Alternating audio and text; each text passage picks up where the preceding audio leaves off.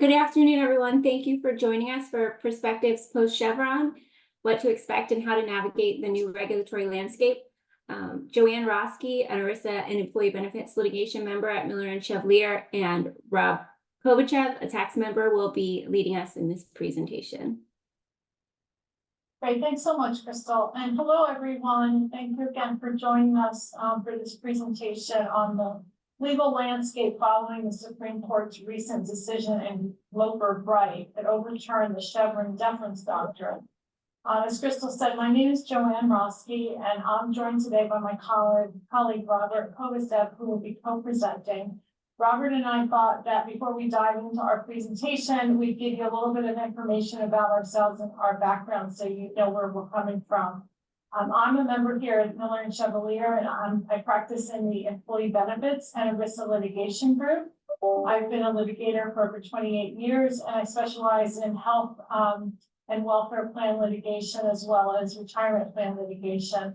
I also counsel employers and plan fiduciaries, plan service providers, and administrators on a host of compliance and other issues arising under ERISA and other laws like the ACA and state law insofar as it impacts ERISA plans. I assist clients in government investigations as well, particularly those that are initiated by the Department of Labor and by the Department of Health and Human Services. Before joining Miller and Chevalier, I served as Deputy Associate Solicitor in the ERISA Legal Division at the Department of Labor, and I also served for a time as the Chief of the Division of Health Plan Enforcement at the Employee Benefit Security Administration, which some of you may know is the agency within the Department of Labor that enforces ERISA and writes ERISA regulations. I'll turn it over to Robert to hear a little bit about his background, and then we'll get started. Thanks, Joanne. My name is Rob Kovacev. I'm a member of the tax group here at Miller and Chevalier, and my specialization is in tax controversy and tax litigation. And before I was in private practice, I was at the tax division of the U.S. Department of Justice as a senior litigation counsel in the tax division, which meant that I was representing the IRS in federal courts across the country. And because of that, I have been faced with challenging Treasury regulations on both sides, both from trying to defend them and from trying to get them invalidated. So this has always been a very close interest to me, and I know now with the new Supreme Court case out, it's very topical for everyone in the tax world or in the ERISA world, or really everyone who has anything that faces government regulations. Great, thanks so much, Robert. Let's go to our overview slide. We can go to the next slide.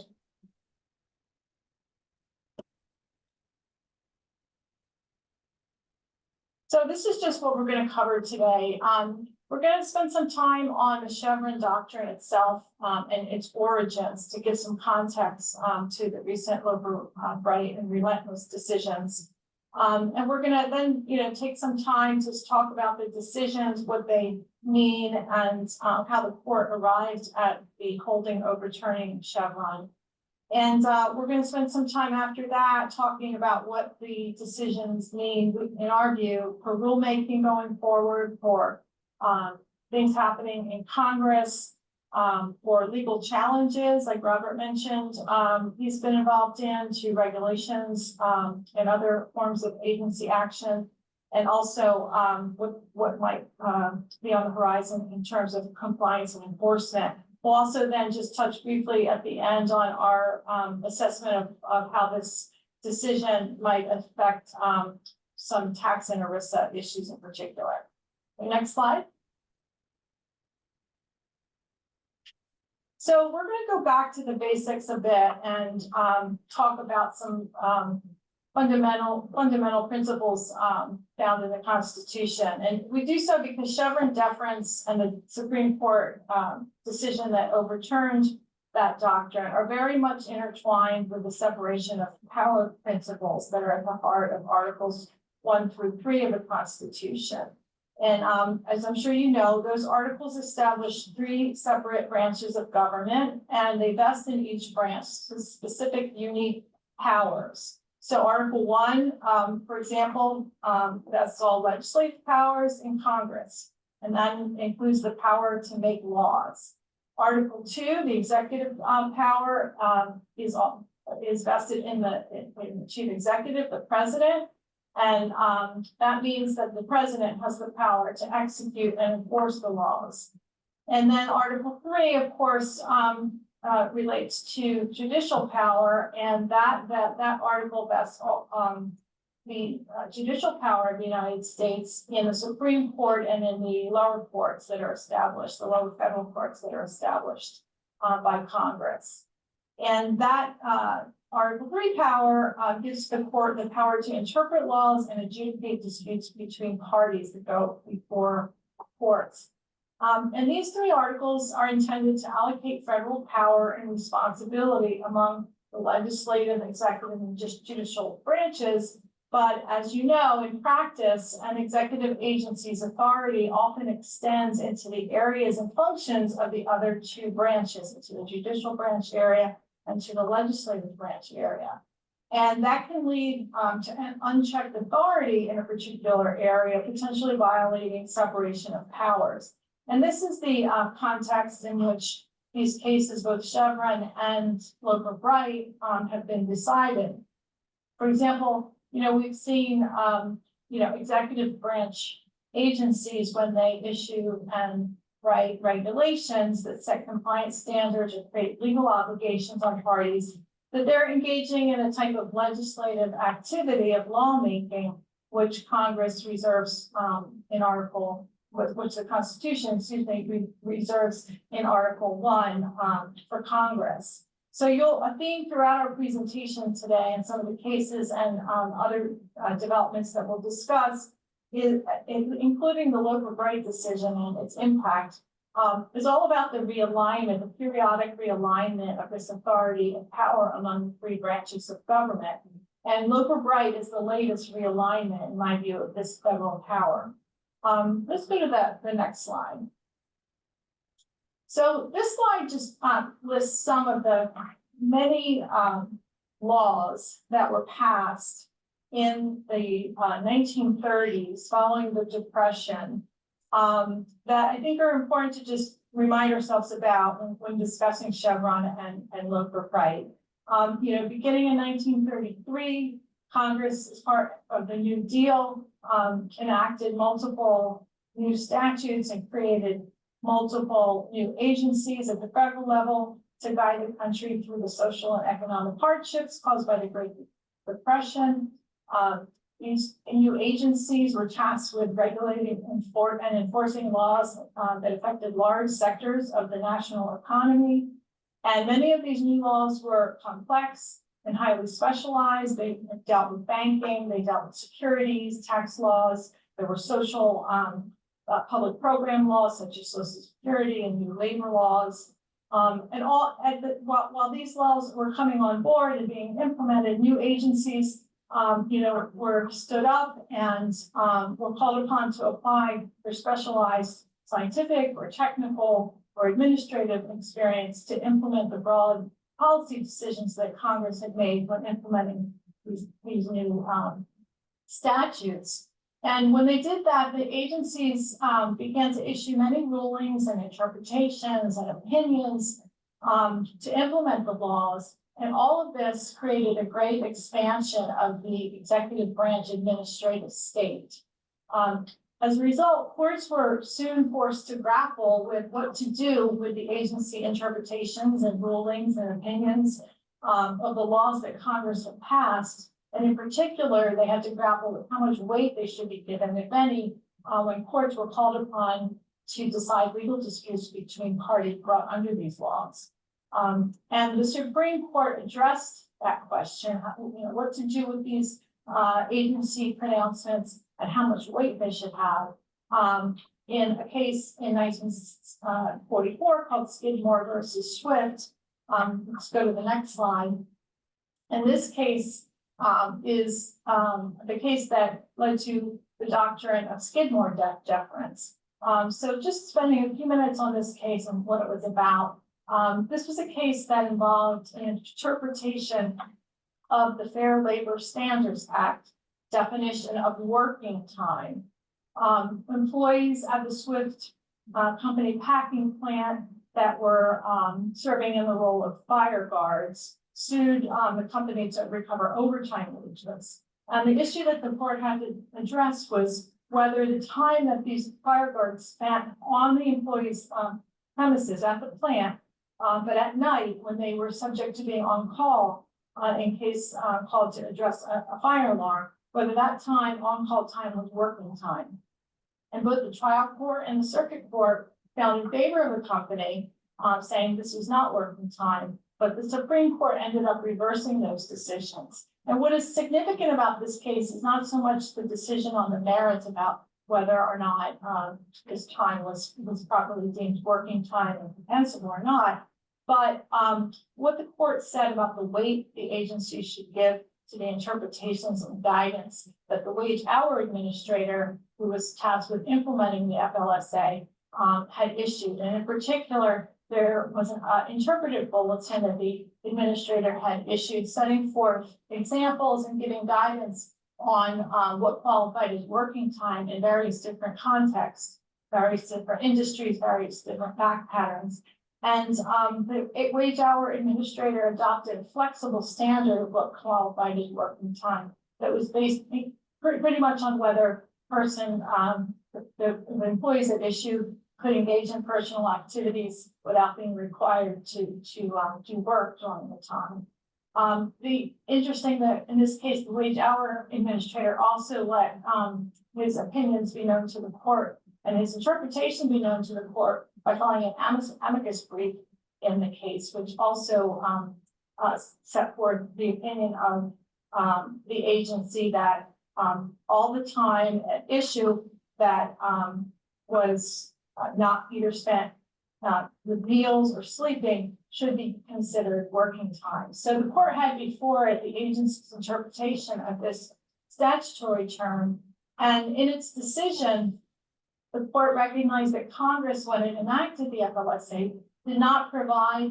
agency with the authority to make adjudications on the question of working time. There was no authority for the agency to find facts and determine whether a particular situation fell within or outside the act. And the court noted that Congress put that responsibility on the court, but Congress did not create, but it also recognized that Congress created this wage hour administrative position to oversee the FLSA, and through the work of the wage hour division and the work of the administrator, that agency developed a lot of expertise in this area of what is not working time. It gave guidance to the regulated community based on its specialized experience, et cetera. And there was now this body of administrative opinion and guidance that was available not just to the courts, but to the regulated community.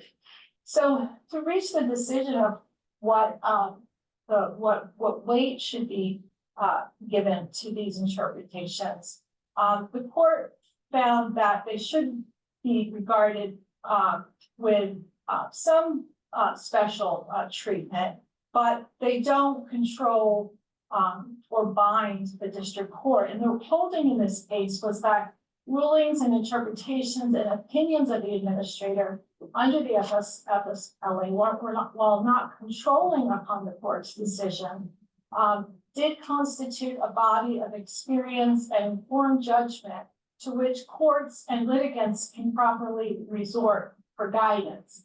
And the court also held that the weight of the interpretations should depend on the thoroughness of the consideration that went into them, the validity of the reasoning behind them, the consistency that these interpretations had with earlier or later pronouncements by the agency, and similar type factors that go to whether the interpretations are persuasive. So that's basically where Skidmore deference stood for many years, and where the court stood for many years in terms of figuring out how much weight and what to do with these agencies' interpretations. They could be, the courts could look to them for guidance, and they could weigh them more or less depending on their persuasiveness. So let's go to the next slide.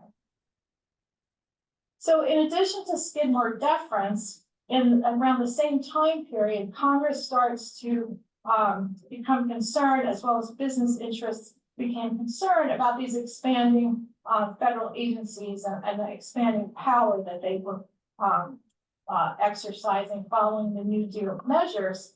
And as a result, Congress enacts the Administrative Procedures Act to regulate and standardize and oversee activities of these federal agencies. The APA was designed as a compromise to provide constitutional safeguards consistent with the separation of power principles we just discussed, and it creates a framework for regulating agencies to follow when they make their enforcement decisions and when they issue regulations. So the APA is a very important statute. You'll hear Robert discuss how it played a significant role in the Loper Bright decision. And some interesting aspects of it to note are that, the APA establishes uniform standards for rulemaking by agencies, the issuance of regulations, as well as for adjudications by agencies like ALJ proceedings. And importantly, it defines the scope and standards when courts of law review agency actions. So, for example, you've probably heard of judicial review under the arbitrary and capricious standard, or the abuse of discretion standard, or the not in accordance with law standards. These are all standards that come out of the APA and govern what the court is supposed to look at and look for when facing a case that presents a legal challenge to agency action. And significant for our purposes today is that the APA authorizes suits against agencies when they exceed statutory authority. And in particular, Section 706 of the APA states that a reviewing court shall decide all relevant questions of law and interpret constitutional and statutory provisions, and determining the meaning or applicability of the terms that agencies issue or promulgate through regulation. So this is all, again, context for our getting to the Chevron case, which we can go to in the next slide. Chevron was decided about 40 years after the APA was enacted. Even though we had, the Skidmore deference standard and the APA trying to realign and keep in balance the separation of power, these separation of power issues for the agencies, things were not all worked out by that point, by the time Chevron came up. But Chevron was really a landmark case that was a unanimous decision that really set a standard that has prevailed pretty much, without significant change for 40 years. So this case, Chevron involved a Clean Air Act provision that required states to control the amount of air pollution up to certain specified standards. And the EPA had issued a regulation implementing the Clean Air Act provisions, in particular, one that interpreted the statutory term of a stationary source of air pollution. And the way the EPA interpreted this was to say a stationary source could cover an entire plant. It didn't have to cover discrete stationary sources of air pollution. Within a plant, you could treat the whole plant kind of like a bubble as one stationary source. And this regulatory interpretation was challenged. The Clean Air Act did not define what Congress envisioned as a stationary source. And the Court of Appeals, when addressing this case, thought that the APA's construction of statutory source was improper because it didn't align with the purposes of the court found were the purposes of the Clean Air Act. But when this got to the Supreme Court, the court took a different approach and it reversed the Court of Appeals. It held that with regard to judicial review of an agency's construction of a statute that it administers, if Congress has not directly spoken to the precise question at issue, the question for the court is whether the agency's answer is based on a permissible construction of the statute. And in this case, the court found that the EPA's plant-wide or bubble definition of what was a stationary source was a permissible construction of the statutory term. You can go to the next slide. When articulating the doctrine, the Chevron deference doctrine in this case, the court established this two-step framework. And the first step in this framework is to have the court ask, has Congress directly spoken to the precise question at issue? So when Congress enacts the law, does the law expressly address the question at issue, or has there been some indication of how Congress wants the interpretation to proceed? And if the intent of Congress is clear, then that ends the matter, and for the court, as well as for the agency, and the court and the agency must give effect to the unambiguously expressed intent of Congress.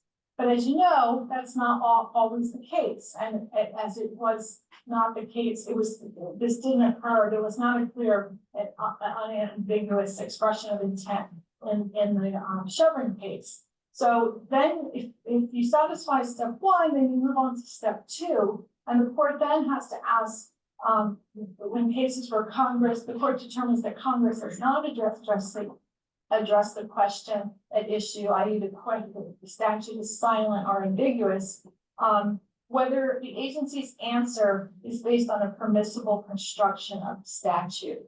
And that is essentially the law that has been in place for all these years. It was a huge transfer of power and authority over what Congress's law mean from the judicial branch to the executive branch.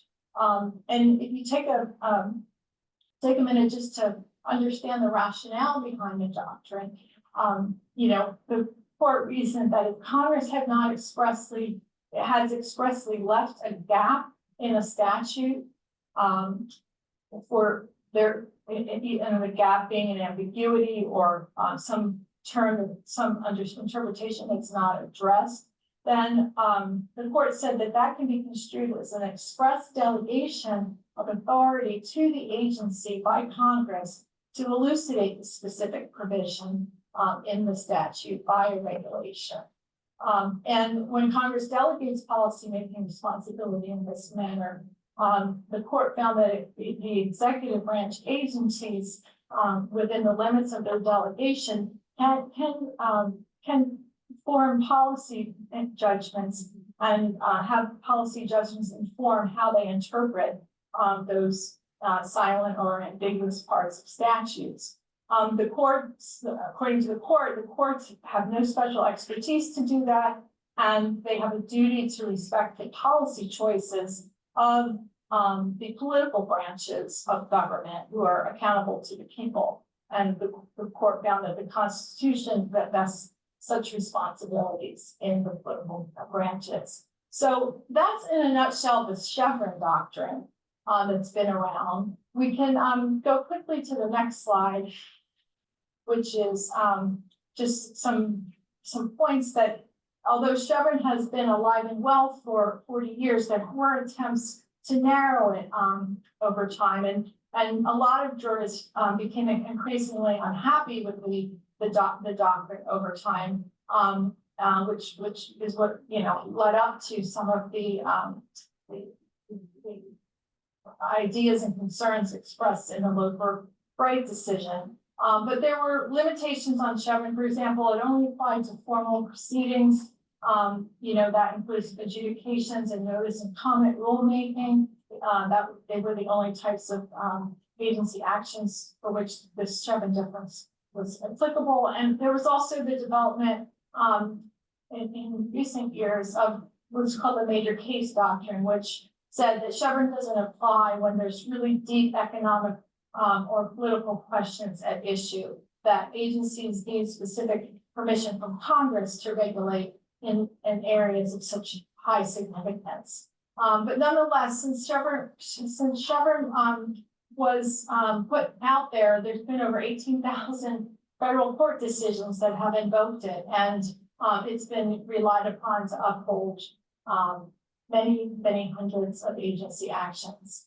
So with that, I'm going to turn it back to Robert, and he's going to take it from there to focus on Loper Bright. So fast forward 40 years, and we have experienced now 4 decades of this kind of deference to agency actions. And I see this in particular, notable in the tax area, where you have Congress providing a tax credit or tax benefit and with requirements, so A, B, and C.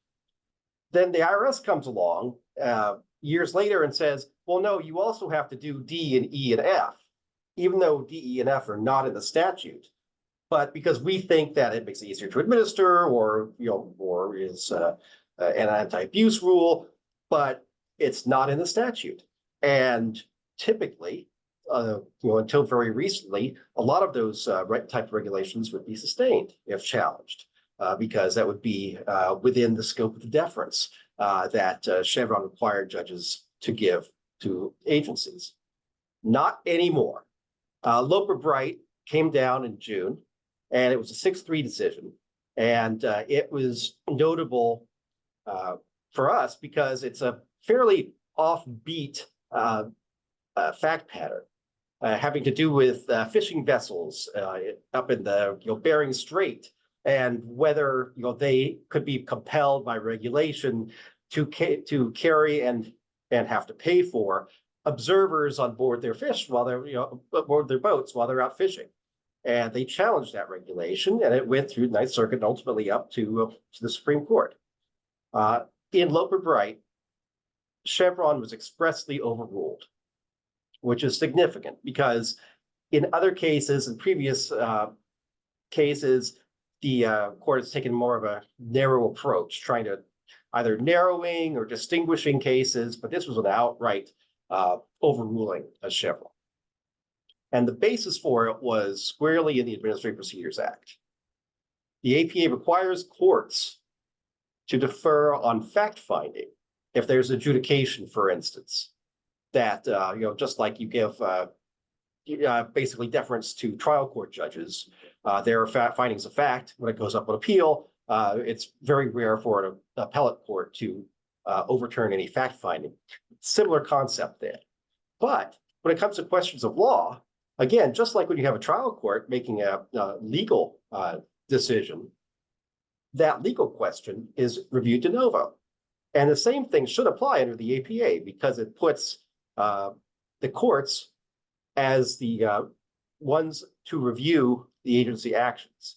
It's a responsibility of the courts to say what the law means, not for the agency to decide on its own how much power it has, and then the courts have to rubber stamp it later. Next slide. So the key phrase in Loper Bright is independent judgment. It says that when judges are faced with a regulation, and they have a statute on which the regulation was based, under which it was promulgated, the judge must look at the statute, look at the statutory text, apply statutory canons of construction, and exercise independent judgment in deciding whether the regulation is valid. So there's no more of this, well, if it's ambiguous, then we go along with what the agency said because we assume that the agency is the experts. That is no longer the case. The court has to look at it de novo, has to look at it exercising independent judgment. Now, Joanne talked earlier about this Skidmore case. And I say here a Skidmore deference with scare quotes because the way it's typically applied, it really is not deference at all. Basically, what Skidmore says is if a judge is persuaded by an agency's argument, it can defer to that argument. Well, if the judge is persuaded, then no deference is actually, going on there. Just the judge has been convinced. So really the Skidmore, deference, which is referenced in Loper Bright, really means no deference at all. Just look at the persuasive power of whatever the agency's arguments are versus whatever the private litigants' arguments are, and then go with whatever is the most appropriate outcome under the text of the statute. Now, one particular point that's very important in Loper Bright is a focus on the delegation by Congress. A lot of statutes, the Internal Revenue Code is one, have kind of general grants of authority. Treasury can promulgate any regulations necessary to implement the provisions of the code, something like that, as Section 7805. That's not good enough. However, when there is a specific delegation where Congress says the Secretary of the Treasury is empowered to promulgate regulations to combat abuse of partnerships that are engaged in this particular type of transaction, then there is a statutory nexus for regulations that fill in the gaps. And under Loper Bright, the courts will give effect to those specific delegations. And so long as the regulation is within the scope of that statutory delegation, it will probably be sustained. But if there is no specific delegation, then it becomes much harder for an agency to engage in the kind of regulatory power grab that has become so prevalent among agencies under Chevron. Next slide. One thing that is important when you look at Loper Bright is it doesn't mean the private litigant always wins, right? Because you still have to convince the judge that your interpretation of the statute is correct and that the agency's interpretation is wrong. So while it makes our job easier in challenging regulations, it's not a get out jail free card. It is something that makes it easier, but you could still lose. And it means you have to pay particular attention to the text of the statute and the text of any delegation in the statute of authority to the regulatory agency. Next slide. So where does this leave agencies? First off, ambiguity is no longer an agency's friend. Under the Chevron doctrine, the only way that an agency could lose on a substantive reg challenge would be if there was an explicit express statement in the statutory text contrary to what the agency was trying to do. If it was ambiguous and the agency's position was reasonable, didn't have to be the better one, it could be the worse of the two arguments for the court, but if it was reasonable, the court had to defer to that. That's no longer the case. So that means that agencies, when they're promulgating regulations, will have to hew much more closely to what the statutes actually say, to how it should be interpreted in the text and the context, legislative history perhaps. But the agencies can't just assume that as long as they're doing something that they think they have to do to implement the statute, they'll be good. No, they actually have to look at the statute, analyze it, and ensure that their exercise of power is within the scope of the delegation that Congress actually gave them. So agencies will also have to address kind of the Skidmore type persuasiveness factors. And Skidmore, as Joanne said before, it gives kind of guideposts to the court, saying, well, you may find an agency's interpretation more persuasive if they engage in thorough deliberations, or if it's a interpretation that's been around for a long time. And you may find it less persuasive if it's the agency is suddenly reversing course after many years. So agencies will look to those factors, and you'll see this in the preambles to regulations. You'll see it in briefs, in cases where regs are challenged. They will have to build that case to, well, look how thorough our reasoning was, and look how consistent we've been over time, and look at how this falls right in our area of expertise for an agency and so forth. So I think you will see more of an effort to to make that record even at the, in the preambles to proposed regulations.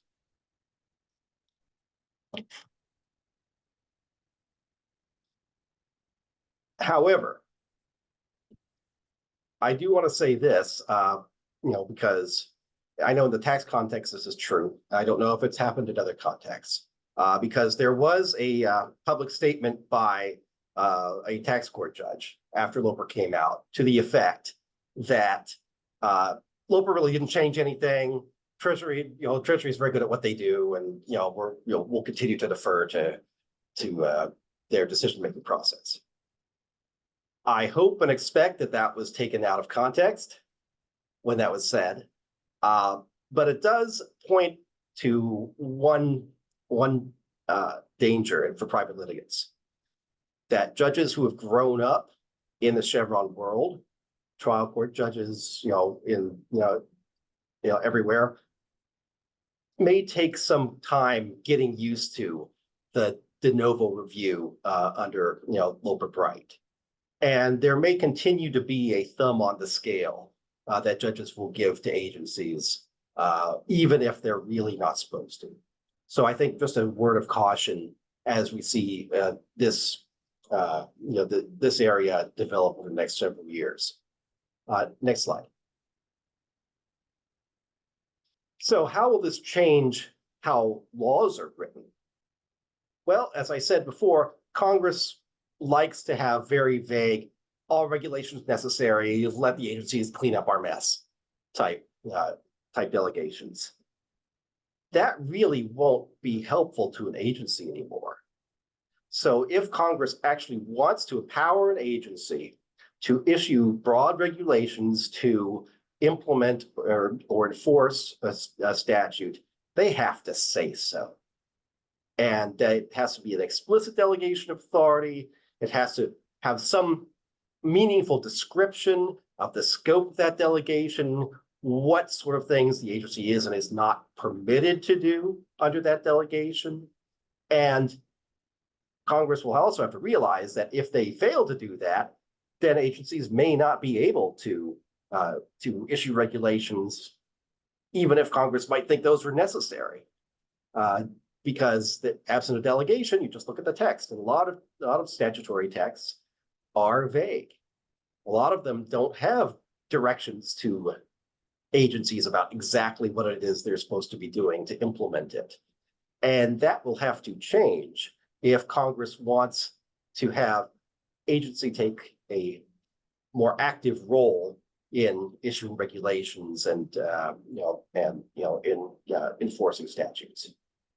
Now, the flip side of this is agencies will lobby Congress for more power, more explicit delegation, and this could actually be a good thing because it's useful if an agency can come in and say, here are the problem areas where we think that the statutory text as you're considering it right now may cause problems. There's an ambiguity here, there's a potential loophole there, and those are areas where we need legislation to give us the authority. Because Congress cannot predict every single potential problem that will come up with a statute. It's not possible, but certainly in the tax code, we know that this is true, and in other areas of law as well. So Congress has to provide some more explicit guidance to an agency to fill in those gaps, because there will still be gaps to be filled up. Next slide. Now, how about from our perspective, challenging regulation? Well, I think it's fair to say that there will be an increase in reg challenges over the next several years. And this is going to be a consistent. We've already seen it a lot in the tax world, where for many years, very few regulations were ever challenged. Now it's becoming much more common as the courts have come to realize that tax really isn't special. The IRS isn't above the law and is actually subject to the same rules as other federal agencies. So we are going to see these arguments being made increasingly. You're going to see two-pronged assaults on regulations. Another Supreme Court case, which we don't have time to talk about now, but that just came out, is called the Quarter Post case. And that was a question about if you have a procedural APA challenge, say a regulation was issued without notice and comment, or the agency didn't engage in recent decision-making and he had promulgated the regulation. When can you bring that? When can you bring that challenge? And Quarter Post, the government was saying, well, you can only bring that challenge within 6 years, 6 years being the statute of limitations, 6 years of when the regulation was promulgated. And the court said, no, the statute of limitations starts to run when the litigant has been harmed. So that means that you could have a regulation 40 years old, and you can challenge it now if there was an APA violation when the agency promulgated it. So you will see both arguments being made, both that saying that the regulation did not follow the APA on a procedural level, and that if you look at the statutory text, that it has exceeded the bounds of the delegation provided by Congress. So that's, you will see that, and you will see this for old regulations as well as new. Now, I just want to throw this in there because there are states as well, and they have their own. There are lots of state agencies, and state courts interpret state regulations, and Loper Bright does not directly affect any state's rule on deferring to agencies because it's under the federal APA. If you look at all the states, and I've done this, it really runs the gamut. There are something like 10 states that follow basically Chevron. There are 20-something states that have straight de novo review. Another 20-something, in the middle that have a hybrid or kind of approach where they say we have we were examining this de novo, but with great deference to the expertise of the agency. Again, that thumb on the scale. So it'll be interesting to see over the next few years whether there will be increasing litigation in the states to try and get the state court systems to adopt a Loper Bright type de novo review as opposed to the more deferential review that many states use. Next slide. And I already covered this one, so we'll go to the next one. And I guess with this, I will pass it off to Joanne. Sure. So on this slide, we're just noting that there have been an increasing number of challenges to regulations over the past several years or decade, I'd say, in the context of the ERISA space. That have challenged DOL, HHS, and of course Treasury regulations. And Loper Bright, as Robert said, is only going to incentivize more regulatory challenges in these areas. This really is just confirming what Robert said. In these areas, the agencies will not be able to rely on ambiguities in the code or in ERISA or other federal statutes to expand their authority beyond the statutory text, absent these express and clear delegations. And even with delegations, there will be challenges to what the scope of those delegations are. So this just presents opportunities in the compliance and enforcement space when a party is subject to an enforcement action under an improperly crafted rule to raise some of these same concerns that we just reviewed. So we expect this to continue and also increase, as Robert said, given what the Supreme Court has said in the Loper Bright. We can go to the next slide. So this slide just summarizes some of the recent final and proposed rules or things that aren't even proposed yet in part at the end, some of these at the bottom. And how just want to talk a little bit how the decision and has already or will in the future affect some of these provisions. And the one that I think is going to be very interesting to watch, and I think it will be impacted, is the rule interpreting the Mental Health Parity and Addiction Equity Act provisions, which are part of those regulations that will be issued will be tri-agency regulations from DOL, HHS, and the Treasury. And this proposed rule that was released last year, it's expected to be finalized really any day.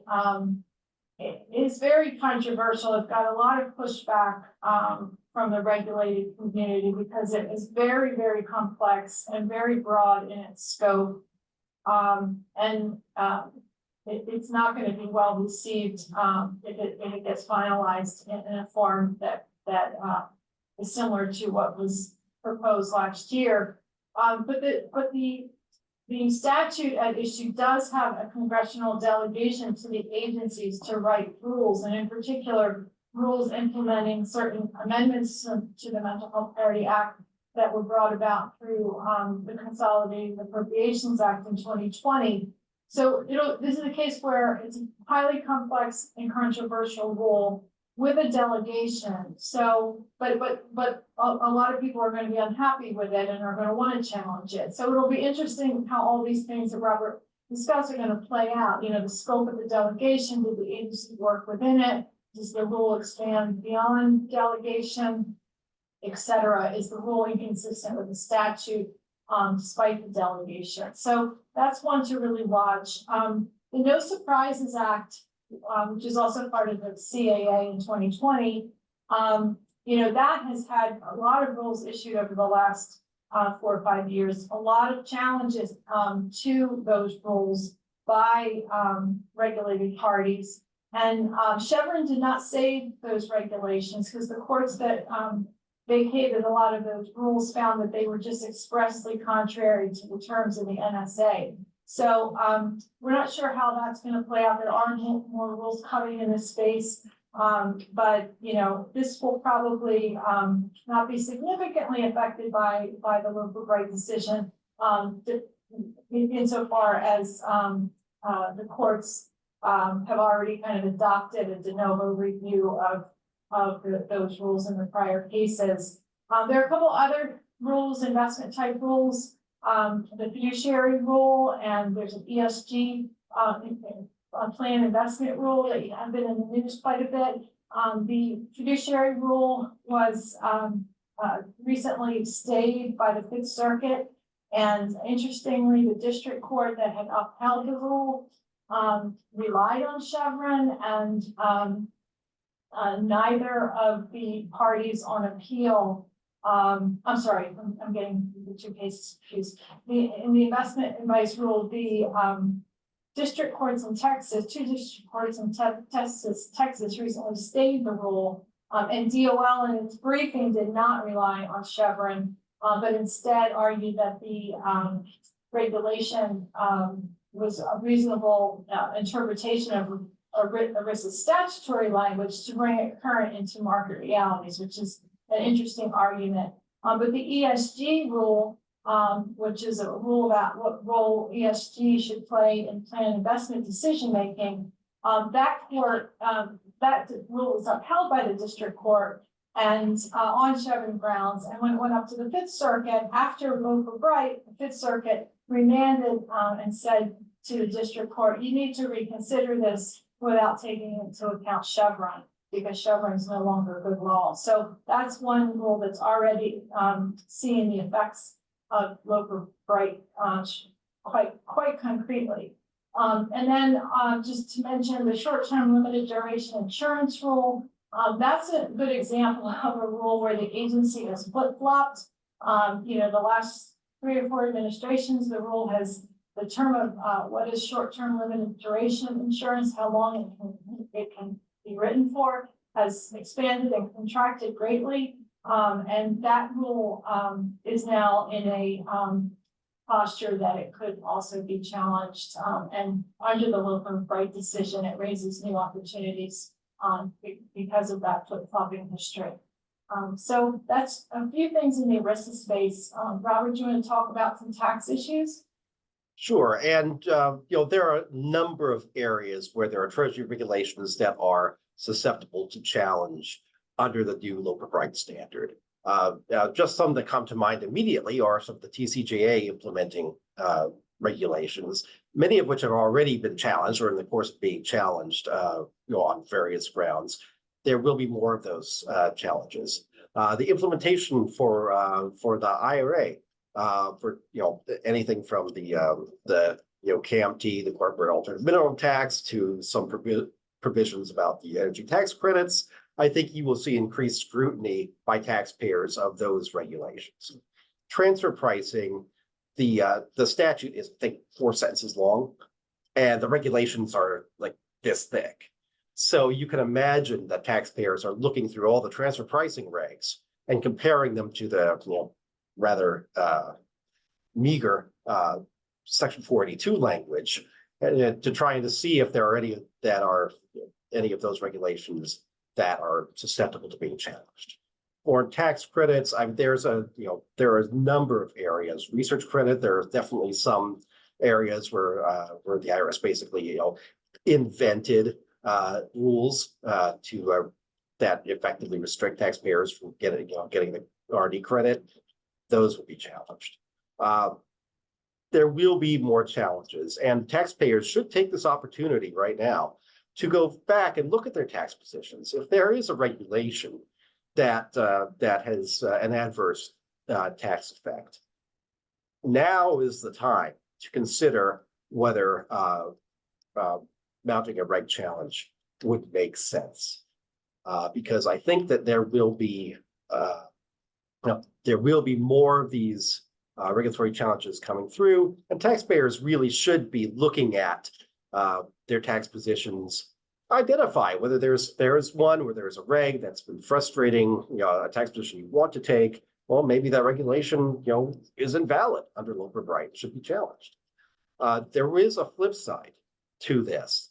Under recent rules issued by the IRS, the Independent Office of Appeals cannot consider validity challenges to regulations when you go to appeals, and appeals is evaluating litigation hazards, attempting to settle the case.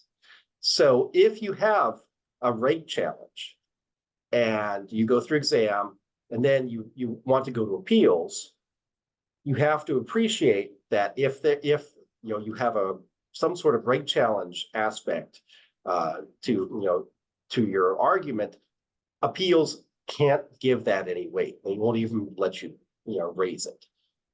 That means that a lot more cases will go to court, because if you have a sound validity challenge, why waste your time for 2, 3, 4 years at appeals when you know that you have an argument that they can't consider that is meritorious? It goes straight to court. So I think you will see tremendous activity in this area. Loper Bright has been definitely a boon for taxpayers, and for the efforts to limit IRS overreach in interpreting the code. And I think our time is up. So Joanne, I guess I'll leave it to you for last words. So for last words, thanks so much, Robert. Just looking ahead, we don't think we're going to have this all worked out in terms of the implications of the decision, anytime soon. There's going to be a whole body of case law that we anticipate is going to develop around the decision and after the decision, addressing the new paradigm. And it'll evolve in the next decade or even 2, and that'll relate to what happens when there's conflicting decisions among the courts around the country. There'll probably be a lot of judge shopping when regs are challenged to get in front of a court that is more inclined to, rule in favor of the challenger. But there are going to be, conflicting court decisions, we think, that will ultimately have to be resolved by the circuit courts and the Supreme Court. And there'll be a lot of uncertainty for a period of time in certain areas as a result. Now, some of these things may move faster than others, but it's going to be interesting to play out. But expect some uncertainty in terms of what the legal requirements may be in certain areas, in certain places in the country. Maybe the issue's been decided in one circuit and not another. So that'll be something that we'll watch and obviously be helping clients navigate. But thank you all. We're happy to stay and answer any questions that anybody has, or you're of course welcome to reach out to either of us at any time as a follow-up. But thank you so much for joining. We appreciated the opportunity to present tonight.